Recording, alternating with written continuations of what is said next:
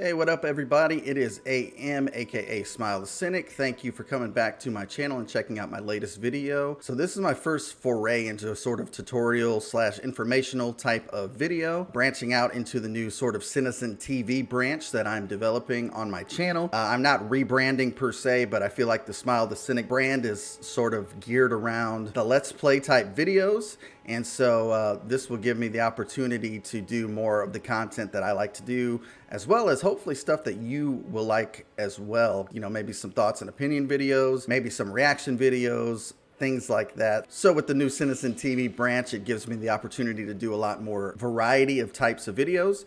But for this one, I am going to show you guys the most disgusting Rune farm exploit that I have found in this game so far. Obviously, this game is Elden Ring, which has been an obsession of mine. I've probably put about 150 hours into it at least, just since it dropped on February 24th. But, you know, leveling can be a pain, and obviously it's notoriously a difficult game. But I wanted to sort of walk you through the steps on how to get to this area to do this disgusting rune farming exploit. And I don't even want to really call it an exploit because you have to earn it.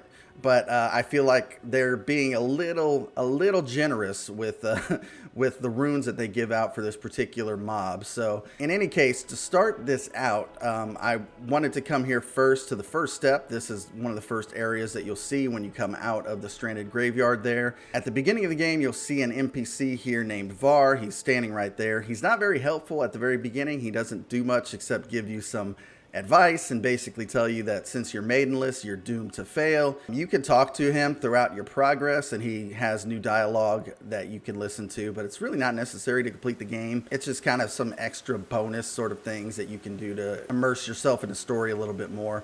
So once you go here, you talk to him, you're going to go to eventually Stormvale Castle, and you're going to have to fight Goderic the Grafted. Now, he's the first major boss that you're going to have to run into in this game, and it's a little bit of a tough fight, but most people can handle it fairly early on as long as you have some good weapons.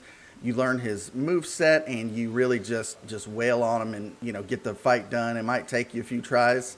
It took me a few tries to beat him, but finally I did. And when you do, he's going to give you this great rune.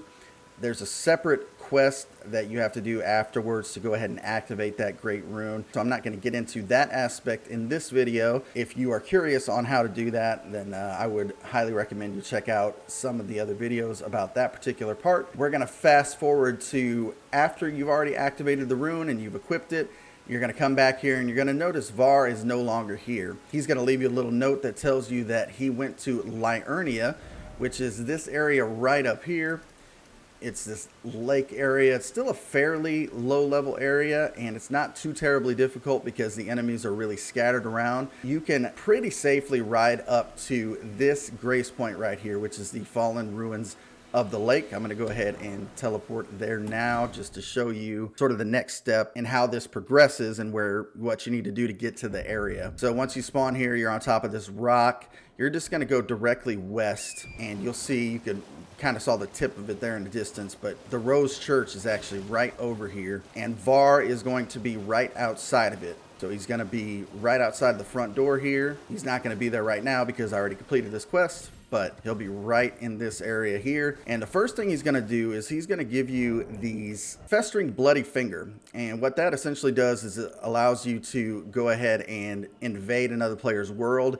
It doesn't matter if you win or you lose or if you get disconnected. As long as you use 3 of the 5 that he gives you and then come back and talk to him, he'll give you the next step of his quest, which is to give you an item that he says needs to be dipped in Maiden's blood to complete a ritual. Var, you'll come to find out, is he gets increasingly more creepy. He lets you know that he needs that item dipped in Maiden's blood, but since you don't have a maiden, he says any maiden will do, which is good news for us because it's actually fairly easy to get there, but there are a few hurdles that you need to get across before you receive the item that you need. So the first thing you're going to want to do after you get that item that Var gives you is go up here to the northwest to the foot of the 4 Belfries waypoint. Again, it's not a tough ride. It doesn't take too long to get here from the Rose Church, but it is important that you probably grab that just to make sure that you can respawn here as needed. Once you are here, you're actually going to go to the 4 belfries. So you'll see a little dirt path kind of to the northeast here. If you start following that, we're going to end up going to the very top tower at the top of this hill. It's a little bit of a ride, and there are some headless trolls along the way. Pretty easy to avoid fighting though. I mean, you can fight them if you want to. I would not recommend it, especially if you're early on in the game, because it's a waste of time and you're probably not going to win. So if you see these guys pop out in front of you, just ride on past and you should be fine. And so go ahead and hug along basically the right side of that wall once you encounter it from that dirt path, and you'll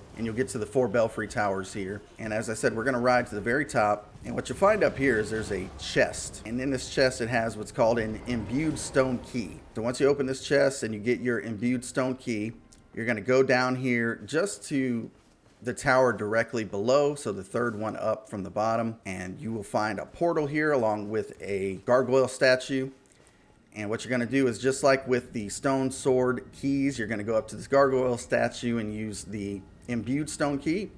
That'll open this portal, and that'll take you to the very starting point of the game, where you're able to get some sweet revenge on an enemy. I'm not going to spoil too much, so that's all I will say for now. But once you do that and you go back into the church where you started, you'll find a maiden there. She's bloody and dead already. And then you can use the item on her to get her blood and return to Var over here at the Rose Church. And once you complete this quest for Var, there's going to be some dialogue, and then he's going to give you an item called the Pure Blood Knight's Medal. Once you get that, you can use it and it'll take you to the area that you need to be in at Mogwin's Palace here. Now this is a very high level area, so if you are still pretty early in the game, I wouldn't recommend trying to fight anything per se. I would just try to run through and avoid fighting as much as possible. You're going to go up the staircase here, and you'll want to get this grace too right here. I would recommend resting at it too, just to replenish your health, your magic, your potions, all that stuff. And also, if you die, which is very possible in this area, you can respawn there and give it another go. So if you continue up these staircases, you're going to find these bloody zombies. Now these guys don't really aggro,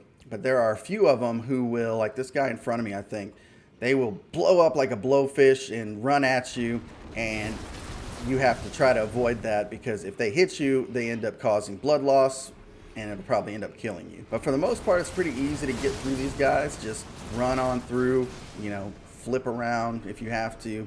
The next part is slightly more challenging. Avoid that big bloody mucus thing right there. It's gross looking. Run right past it or along the left side like I just did, and you should be able to avoid that fight. So this part right here is a little bit tougher. There's not a lot of fights or mobs that you have to deal with in here, but there is a very powerful mob who has extremely powerful melee and ranged attacks, and they will pretty much one-tap you. I'm at level 57 and these guys one-tap me, so definitely not somebody you want to trifle with. If you cut to the right here, you can usually avoid having to fight him, and you'll see these stairs along the left side of this room. Follow them up. You'll see the exit right there. Run as quick as you can to that exit.